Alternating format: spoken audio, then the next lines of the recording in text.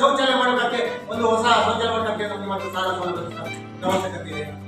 ಒಂದು ಮನೆ ಅಂತ ಬಂದಾಗ ಅಲ್ಲಿ ಏನು ಒಂದು ಮಕ್ಕಳಿರ್ತಾರೆ, ಮಕ್ಕಳಿಗೆ ಶಿಕ್ಷಣ ಆಗ್ಬೇಕು, ಮಕ್ಕಳಿಗೆ ಸೌಲಭ್ಯಗಳು ಬೇಕಾಗುತ್ತೆ, ಅದನ್ನು ಒಳಪಡಿಸುವಂತ ವ್ಯವಸ್ಥೆಗಳನ್ನು ಮನೆ ಹಂತದಲ್ಲಿ ವಯಸ್ಸಾದವರು ಇರ್ತಾರೆ, ಅವರಿಗೆ ಆರೋಗ್ಯಕ್ಕೆ ಸಂಬಂಧಪಟ್ಟಂತ ಏನು ಸಮಸ್ಯೆಗಳು ಬಂದಾಗ, ಅವಾಗ ನಿಮಗೆ ರೊಕ್ಕದ ಹಣ ಸಮಸ್ಯೆ ಬಂದಾಗ ಅದಕ್ಕೆ ಸಹಾಯವನ್ನು ಮಾಡುವಂತ ಅವರಿಗೆ ಕೆಲವು ಆರೋಗ್ಯ ವಿಮೆಗಳನ್ನು ಮಾಡುವ.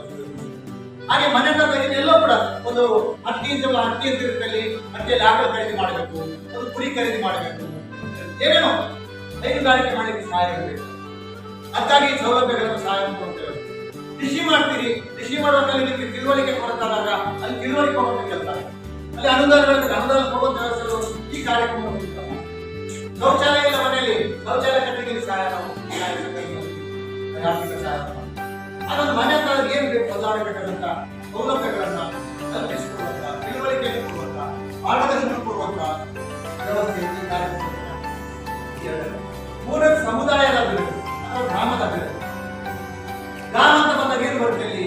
ಗ್ರಾಮ ಅಂತ ಬಂದಾಗ ಅಲ್ಲಿ ಕೆರೆಗಳು ಬರ್ತವೆ, ದೇವಸ್ಥಾನಗಳು ಬರ್ತವೆ, ಶಾಲೆಗಳು ಬರ್ತವೆ, ಇಂದ್ರ ವೃದ್ಧಭೂಮಿಗಳು ಬರ್ತವೆ, ಮಿಲ್ಕ್ ಸೊಸೈಟಿಗಳಂತ ಬರ್ತವೆ, ಮಕ್ಕಳಿಗೆ ಶಿಕ್ಷಣ ಅಂತ ಬರುತ್ತೆ, ಅಲ್ಲಿನ ನಿರ್ಗತಿಕರು ಅಂತ ಇರ್ತಾರೆ, ಅಂಗವೈಕಲ್ಯದವರು ಇರ್ತಾರೆ.